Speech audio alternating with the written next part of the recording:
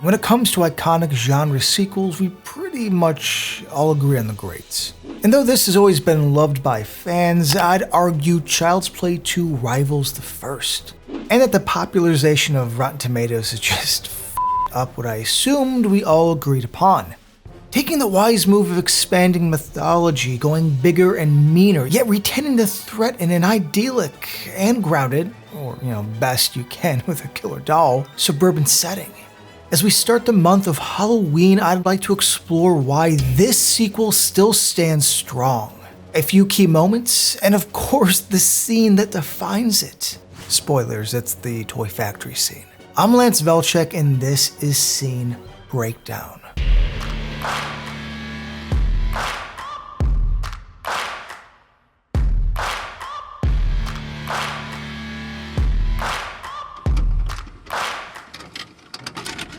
Remake aside, the Child's Play franchise has to date 7 movies and 3 seasons of television.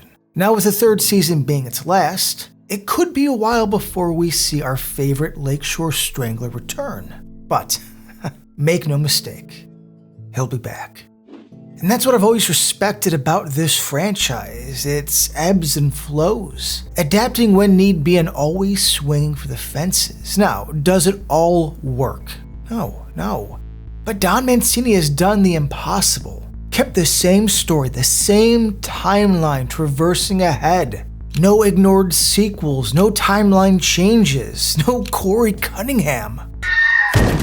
Okay, I gotta admit, that was humorous. Which brings me to the first sequel. And listen, but before we get to what's my take on the defining scene, I just want to talk on why this works so damn well. Co-writer of the original, John LaFia, was brought in to direct, and Mancini came back as the sole writer. Now, word in the street says it's because some of the ideas and the character of Chucky himself weren't really up to par on the original, and he wanted to put the wrong things right.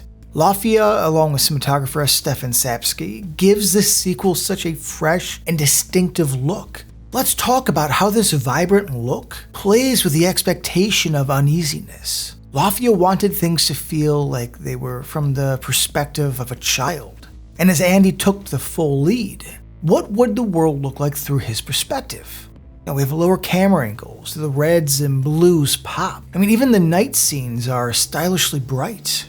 There's this embellished, almost old Hollywood look here. The big toy factory set piece is electric, filled with yellows and greens, and fully lit as a factory should be. This whole movie pops. It's how to continue what came before, but this changed the look and feel without losing its authenticity and respect for part 1. The one scene I almost picked because, let's be honest, it's iconic in the franchise. And if you were a kid like me when this came out, creeped you the out. The one with Miss Kettlewell. Beth Grant really is good at selling this uptight, crotchety type. This. Child's Play 3 is probably the balance of humor and horror that the franchise has been pivoting to and from. Obviously, Bride and Seed go more funny. But my money has always been on the tone of the sequel. This is peak Chucky. This is such a dick move, but the man needs a body and is playing the field any way he can. This classroom feels both real yet bizarre. Colorful and inviting, yet something's off. And it's most of the movie. The use of wide-angle lenses distort everything to where there's always a slight unease, even if it's just Chucky looking through papers. Andy being locked in that room, in a school with other faculty, in the late afternoon, yet his life is still in danger. It's a ballsy move that could have come off comical, yet it's a standout in the movie. Sure. Listen, a death by yardstick is far-fetched. But the vivid colors, upgraded and fantastic effects by Yeager and team, makes it one of the few things that should come to mind when somebody talks Chucky. And listen, the cast really sells it with everyone turning in something great and fun. Alex Vincent returns and is fantastic. He's older, his acting's matured, he's a great lead. And American Werewolf in London's Jenny Agutter comes off as genuine and paternal as Joanna. I guess she has disowned this, or, looks unfavorably upon it, since a ton of her scenes were cut, though supposedly the version that aired on TV added some of those back in.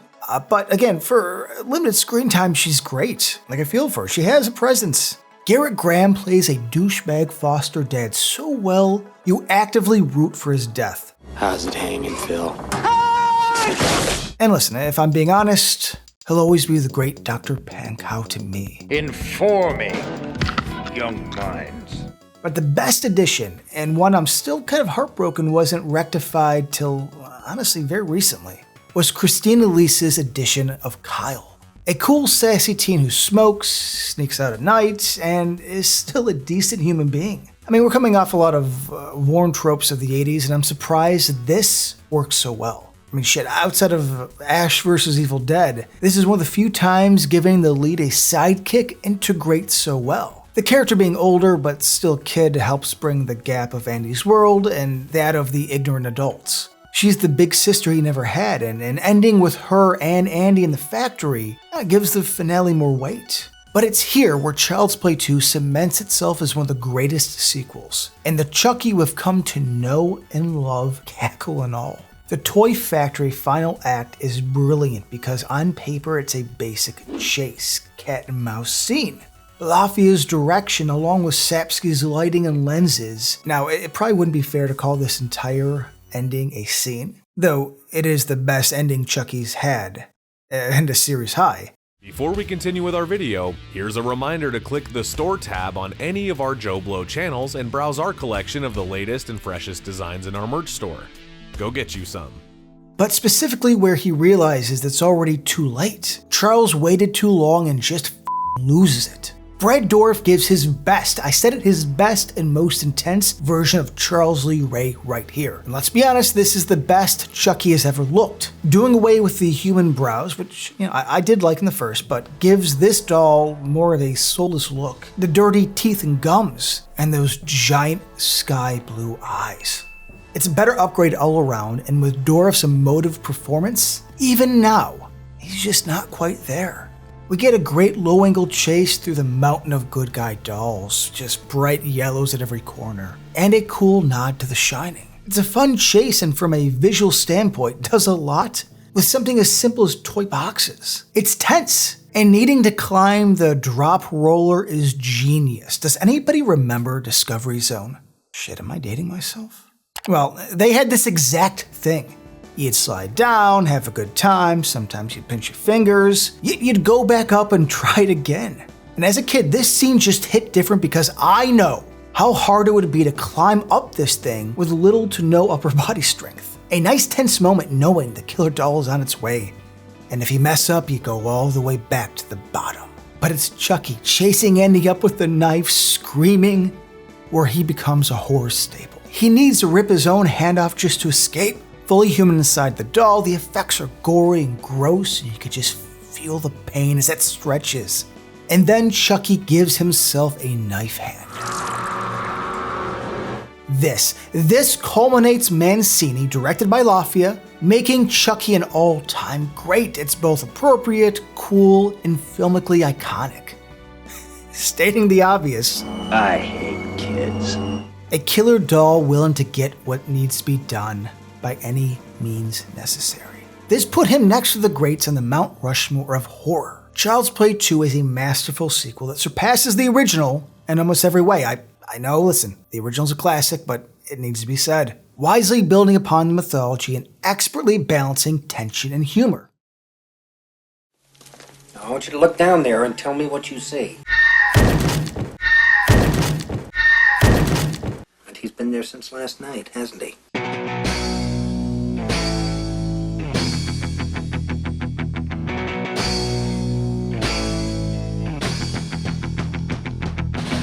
Seems like the world is moving on.